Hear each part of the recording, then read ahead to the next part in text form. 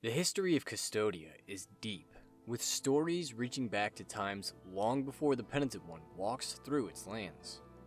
As the years passed, some of these stories morphed into legends, tales regarded as true in the history of Cvstodia, but with some of the grains of truth having been lost to the flow of time.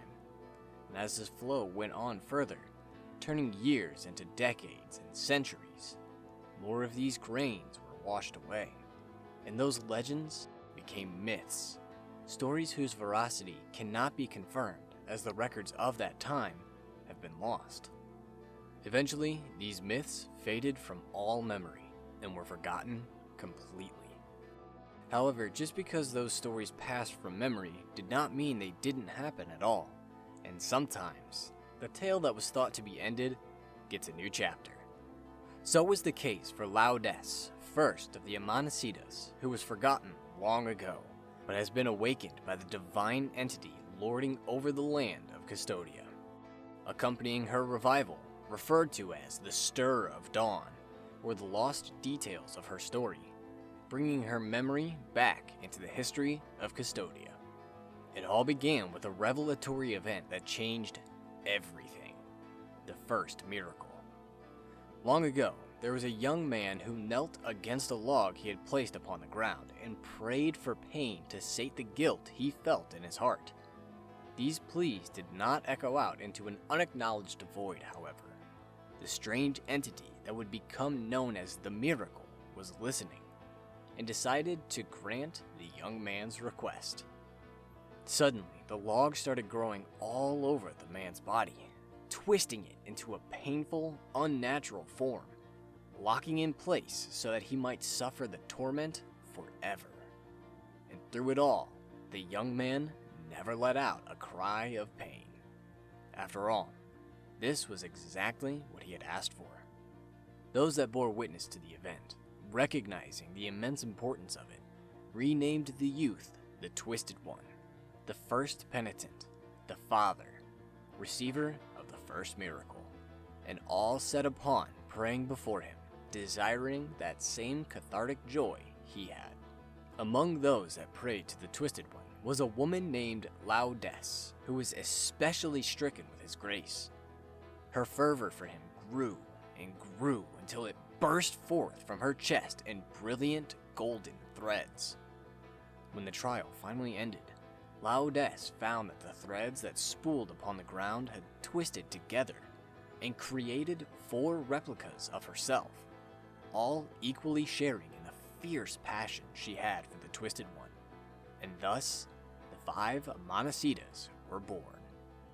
To share the splendor of the Twisted One with as many people as possible, he was paraded throughout Cvstodia, and during these processions, he was protected by the Amanecidas, who each wielded powerful weapons to ensure no harm would come to the father.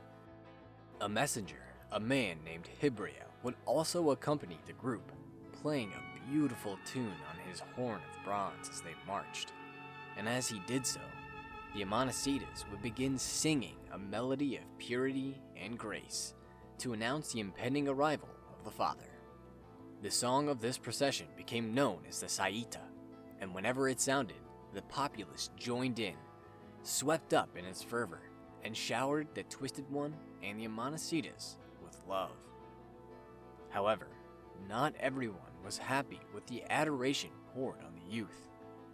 In an ironic twist, the miracle, the one that forced the transformation of that youth, grew jealous of the praise being showered on its creation, and thinking itself more deserving of that adoration and devotion, decided to act to ensure it got it. It decided the best course of action was to deal with those that prayed most fervently to the source of its jealousy and silence their beautiful song. Thus, each member of the procession was locked away by the miracle. Jibrael, the messenger, was placed within a dark, rocky tomb where the stone that deafened the shrill cry of his horn also held the key to his release. The 4 reflections of Laudes were buried deep within the earth, where their fervor could be contained, and Laudes herself was locked within a great mirror sarcophagus and placed in the Hall of the Dawning, in the heights of the towering Ferris tree. its unlocking linked to the release of the other Amanecidas. With their confinement, the Saeta resounded no more, and the miracle could get the praise it thought itself so deserving of. As the years passed, and the story of Laudes and the Amanecidas fell into obscurity, the Twisted One, the final piece impeding total worship of the miracle, died, passing to the other side of the dream. At the place where he suffered the pain of the first miracle, a tree grew and was named the Knot of the Three Words in remembrance of his final words. And every year, liquid gold poured from a wound on the tree, perhaps meant to serve as a reminder from the father of the golden brilliance of those that once protected him, Laudes and her Amanecidas, so that their memory never faded. But it had been so many years since they had been seen, since the Saeta had sounded, that their story had been forgotten. Gold was looked upon as perpetuating the memory of the Twisted One himself. However, the knowledge of the Amanecidas had not left the memory of everyone. The miracle remembered, and knew at some point it would need them. That time came centuries later, during the Age of Corruption, when the miracle deemed it time for changes to come to Cvstodia, and for dawn to awaken. While Jibrael wallowed in the darkness of Petrus, a blinding, bright light suddenly filled the chamber, and before him stood a lone penitent, clad in iron armor, and wielding mea culpa, the sword of the Father. This was the champion the miracle had chosen, responsible for confronting the Amanecidas, with dealing with their fervor, to prove himself worthy of the miracle's grace. Jibrael was to assist with the Penitent One's quest by following the guidance of the miracle to places of power where he would play the Saeta, that ancient song, to pull the Amanecidas from their subterranean prisons. He diligently performed his task, playing the Saeta at the convent of Our Lady of the Charred Visage, the Echoes of Salt, the Archcathedral rooftops, and the Wall of the Holy Prohibitions, to reveal the forgotten tombs of the four Amanecidas of Laudes. And each time, the miracle's chosen one confronted the representation of Laudes' fervor, and defeated them in battle, shattering their glass sarcophagi.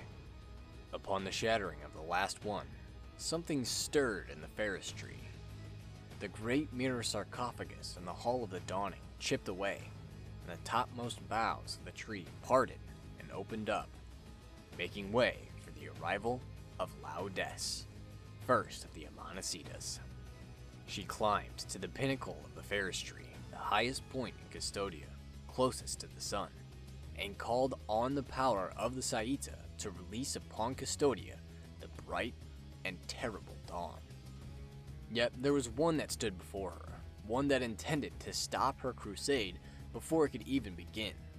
The Penitent One, chosen by the miracle to bring an end to her fervor. A battle began between the two, with Laudes, an amalgamation of her four replicas, wielding the power of all four Amanecidas. But that proved to be her downfall, as the Penitent One gained valuable experience in his previous battles with her lesser forms, learning their tricks and tendencies, and using that knowledge, summarily defeated Laudes, turning her passion to her body and stopping the coming of the dawn. As he made his way down the great Ferris tree, going through the eye of the megalith of his holiness, he found the brilliant heart of dawn, the physical manifestation of the passion of Laudes' heart, lying in the remains of a shattered shrine. In the Hall of the Dawning, he found Jibrael laying prostrate upon the ground, hoping that now that Laudes' sentence had finally come to its end, that after so much waiting, he could finally be reunited with her. Jibrael faded into nothingness, to rejoin Laudes on the other side of the dream, and finally bringing an end to their story. The story of the Amanecidas is an interesting one, as while it helps deepen the world of Cvstodia, it also characterizes the mysterious entity that is holding the land hostage, revealing that the miracle isn't an omniscient power that's never wrong, but has feelings of insecurity and anxiety that it struggles with, perhaps explaining just why it's holding the populace at its mercy, to feel powerful, to feel in control, to feel worth. And yet, at the same time, that characterization is something we've known all along. After all, Deo Gracias tells us many times about how fickle, capricious, and twisted the paths of the miracle really are. That'll be it for this one, though. I hope I got everything, but feel free to point something out if it was missed. And feel free to ask any questions, and I'll do my best to answer them. Until next time, though, thank you for watching, and see you later.